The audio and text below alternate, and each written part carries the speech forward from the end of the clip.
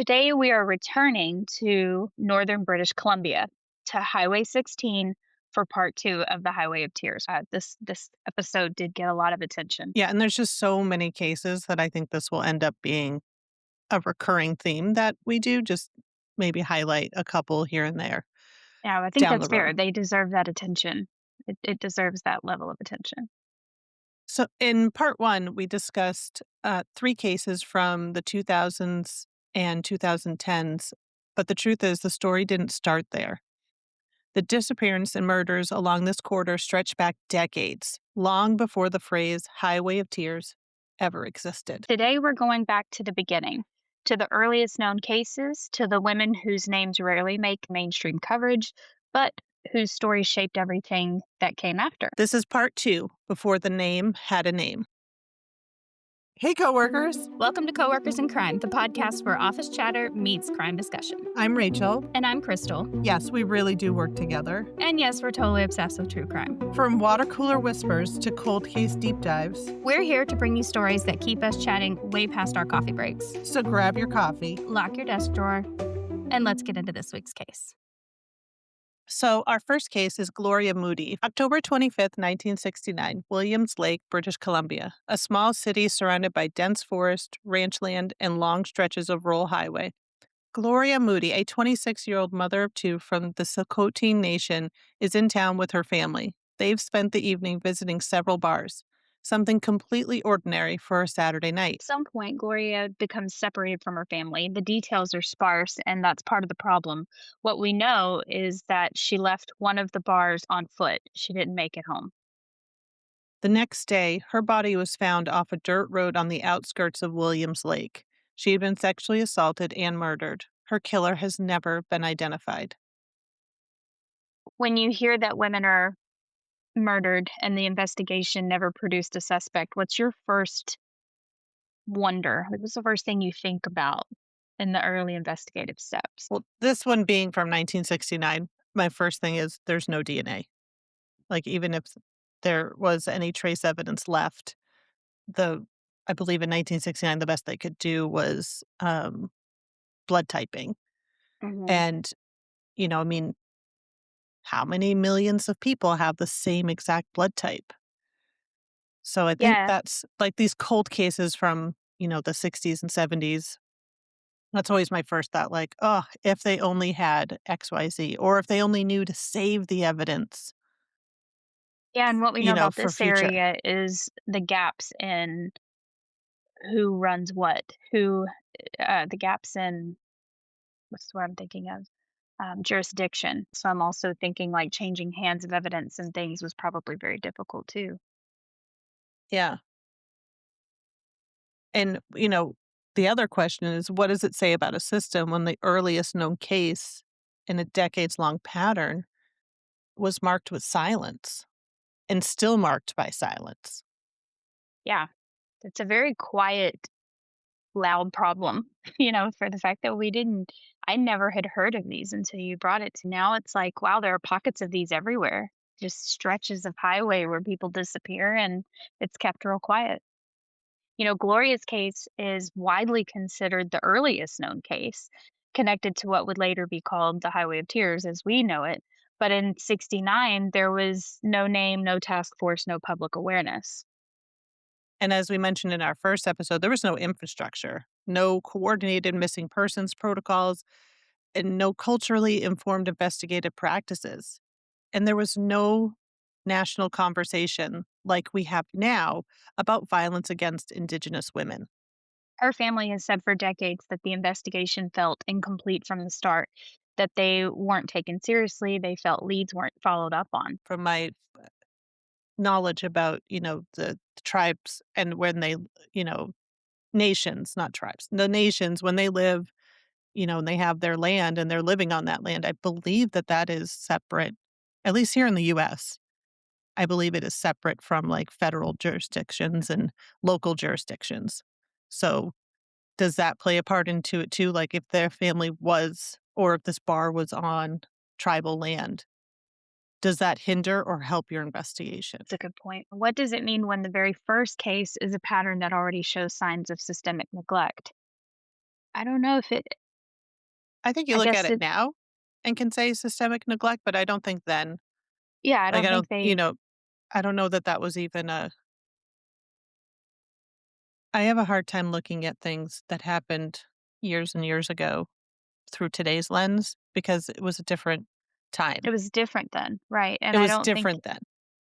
I don't think they had the sophistication anyway, which was probably easier to just be like, "Oh, we can't do anything about it." It's more of Yeah. they just didn't have the tools, equipment, and jurisdiction to handle it. And unfortunately, Gloria's story sets the tone for everything that follows. A young Indigenous woman goes missing, a violent crime, a family left without answers, and a system that doesn't respond with urgency. Her system is the beginning of a pattern, one that will stretch across generations, which leads us to Helen Claire Frost in 1970. Just 6 months after Gloria's missing and her murder, another young woman disappears, this time in Prince George. Helen Claire Frost was 17 years old. She lived with her sister Sandy in an apartment on 3rd Avenue. On the evening of October 13th, 1970, Helen told her sister she was going for a walk. She didn't take a purse, she didn't take money, she didn't take extra clothes. She simply walked out the door. And How never comes simple is back. that? Yeah. Yeah. How simple is that? Like, it's just Yeah. an everyday thing that you might do. Like, people go for walks every day. Yeah. Hey, I'm going to be right back. And then you never hear from them again. And then, Ugh. yeah, and then you don't hear from, oof.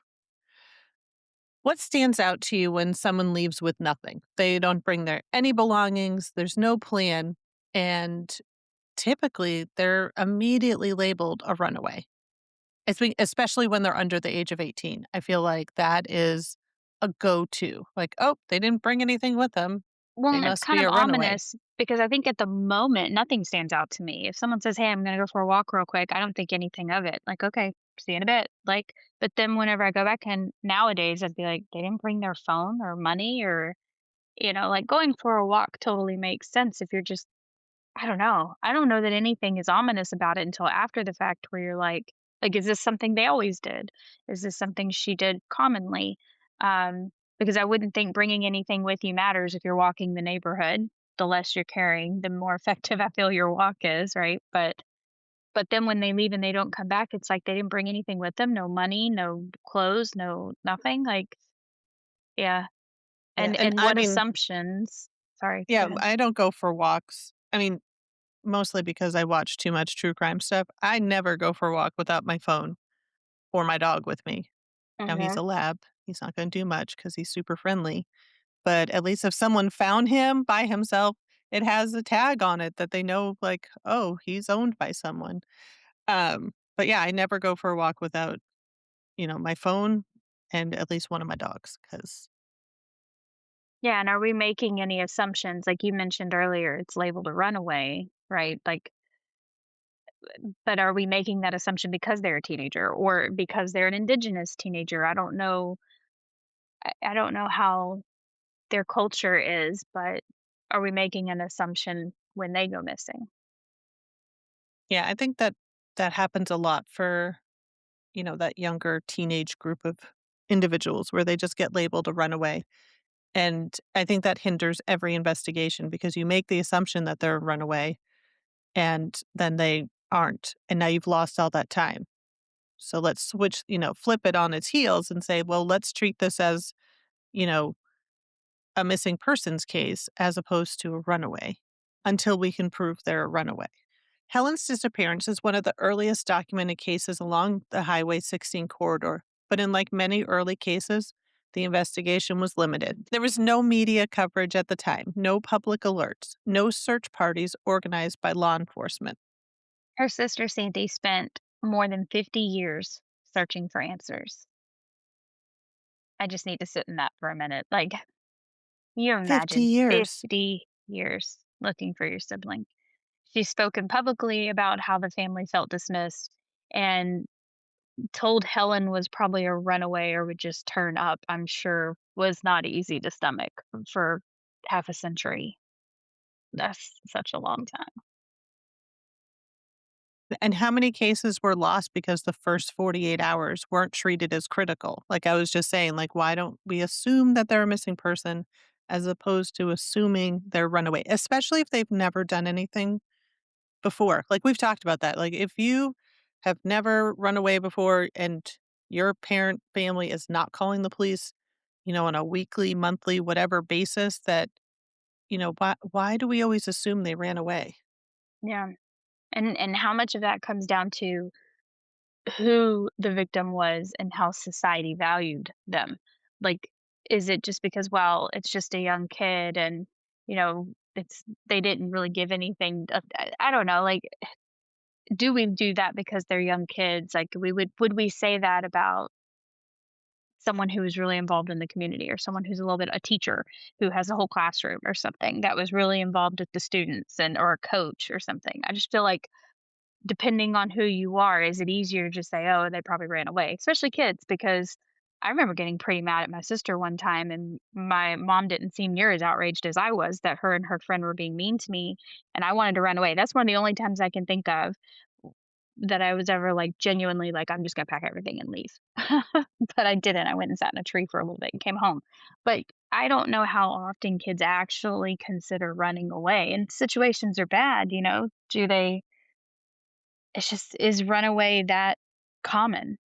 How common is runaway, or are we just making it sound more common than it actually is? I don't know. Yeah. No, I do wonder that too. Like, what is the runaway rate? Mhm. Genuine runaway rate, Like, not like genuine. Yeah. chalked up to runaway, like we can prove this one's runaway. Maybe we do that. Look into that because that would be a I'm curious if like 2 out of every 10 times we call it a runaway, it's not, or is it 2 out of every 10 times it actually is a runaway, and the rest of them we We called it miss. that. Yeah. Helen's case is a reminder that the Highway of Tears isn't just about the highway itself. It's about the communities connected by it: Prince George, Prince Rupert, Williams Lake, and Vanderhoof. And it's about the disappearance and how it was handled or not handled in the '70s. On our third case, this will take us to Prince Rupert, the western end of Highway 16. Tracey Clifton disappeared sometime in the 1970s. The exact year varies depending on the source, which tells you something about how little documentation actually exists. Yeah, That's kind my of eyes frightening rolled. that they That don't have. aggravates me. Yeah. Yeah, there's no exact time. You don't know the exact year someone went missing. The year is wild. Even the month would be crazy. But saying she disappeared this week, I can understand someone who's not fully involved in things and, like, is real to themselves. They'd be like, "Well, I saw her at the grocery store on Monday, but did she disappear on Monday? Because I usually see her on Thursdays at the library, and I don't know if she somewhere in there she disappeared somewhere in those days, but normally we don't talk." You know what I mean? Like, I could see that within that week, but not knowing the year, uh, That's a large number of days, like, to I don't know. This baffles me. well, she was Oh, last okay. seen leaving her home. She didn't take a vehicle, and like many people in the region, she relied on walking and hitchhiking to get around. Don't get me started on that again. I cannot believe that hitchhiking was so common back then, but that's how she relied on getting from one place to another. Well, we talked about that. We It was still common. hitchhike, we just call it Lyft and Uber. Uber. Yeah, by Now we're sticking just your thumb paying out. people. Yeah. Yeah. Her disappearance received almost no media coverage, no public appeals, no detailed RCMP timeline. Her name appears in lists of Highway of Tears victims, but with almost no narrative attached. And what does it tell you when a disappearance is so poorly documented that even the year is uncertain? I mean, I don't want to keep going back to that, but like, to me, it tells me she might have been very to herself. That's the hope, is that it was self inflicted because I don't talk to people and I don't people that well. That's fine. I get that. But is it that, or is it part of the pattern we're seeing of people just didn't get coverage over this, you know? Yeah. And how many stories have we lost because no one wrote them down? Yeah, there's no one place for reporting. Yeah.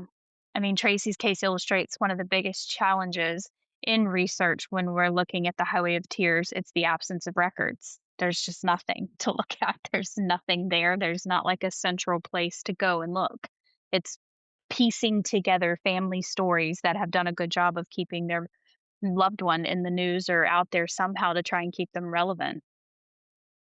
Families often reported their loved ones missing, but the reports weren't always documented, or they were documented but not investigated,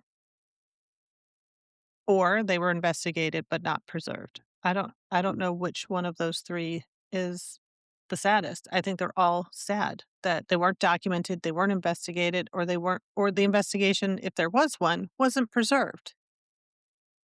But again, this is Canada, so I'm like, do they have the same, like, statute of limitations that we do? Do they have, you know, those types of things that, because I know that here, like, depending on the type of case, like, they do get rid of evidence after a while. It's like I would assume if the statute of limitation is long gone. And I there's mean, I don't nothing you know. can, yeah, I could see that. Um, and like if there's not a paper trail to begin with, then how do you even get justice? Because even if someone comes in and says, I did it, I took her, you have nothing. You have no written paper trail. So how do you get justice in that fact? Because think of the ones we go back to, like the Wahoo case. There was nothing that they could do that even I think they had enough, but they also didn't, and because of the statute of limitations and what they were allowed to do and what the sentencing was back then, there wasn't really anything they could do about it. So if you have nothing, no evidence, nothing to actually stand up in court, then how do you get justice? I just don't think there's a way to get it. Yeah, and how do you hold a system accountable for cases that they're barely acknowledging?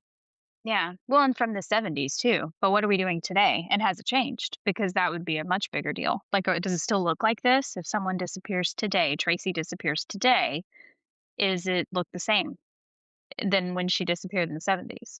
Well, the first 3 cases that we covered were from the 2000s, Mhm. and I That's feel true, and like we they're kinda yeah, ran into the similar same, yeah, issues. similar. Yeah. True. Tracy's case is a reminder that the Highway of Tears is not just a list of names. It's also a list of the names we don't have, the stories that were never recorded, families who never received answers. And that's why telling these stories matter. They show how deep the roots of this crisis really is and how far they go.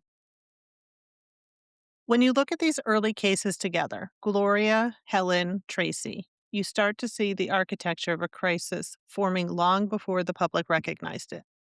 Yeah, 3 themes stand out. 1, the lack of investigative urgency. And what happens when a system consistently treats certain victims as less urgent? And this one, And I I'm kinda curious, like, which ones were made a big deal out of? Is it the people or is it the circumstance? Like, are they just ignoring everything that happened connected to the Highway of Tears, or and so just anything along Highway 16? Or is it they cherry picked certain people did get massive I attention, you know? I mean, I think it's similar to Evelyn Hernandez last week's case, where Hit or you miss, had yeah. her and Lacey Peterson, same exact, kind of victim, I should say similar victim. Mhm. I mean, like I said on the episode, everyone knows the Lacey Peterson case. Number 2, transportation inequality. And that makes me think, like, if hitchhiking is the only option, then did you really even have a choice to begin with? You had to do that. Yeah, That was your only option. if that's So your it's only just a way to risk you're taking every day. yeah, if that's your only way to get to school, to get to work, to get to a hospital, whatever the case may be, I think, you and I live in a more dense area where, you can walk to a lot of places. It might take a few, but this highway just seems so vast and not easily travelable. And so you have to hitchhike. I mean, that just seems like that's like being stuck between a rock and a hard place. But again, it was very common to hitchhike in the 60s and 70s. And then lastly, documentation gaps And how do you measure the true scale of a crisis when the records are incomplete? or don't exist at all. I mean, we Right. know we Right. we know of the people that are on the list, but what about the people that didn't even make the list? Yeah, if there's people who went missing that didn't have family to report them missing, Yeah. We're not talking you about know. just incomplete documents, we're talking about non-existent documents as well. Like, think of how Right. many there might be of those. And these are the early cases, and these early cases deserve space and attention. They deserve being remembered, and they may not have gotten the same urgency then, but I think it's fair that we give them the urgency now. These are people. These are real people that had family members and 17 years old, gonna go for a walk real quick and never seen again. That deserves attention and space. Yeah, so watch for some more episodes where we highlight some more cases because, like we mentioned in an earlier episode, there's 40 plus cases that are connected to the Highway of Tears. And I think we'll just keep bringing some every once in a while just to give them the voices that they deserve and give them some attention. Yeah.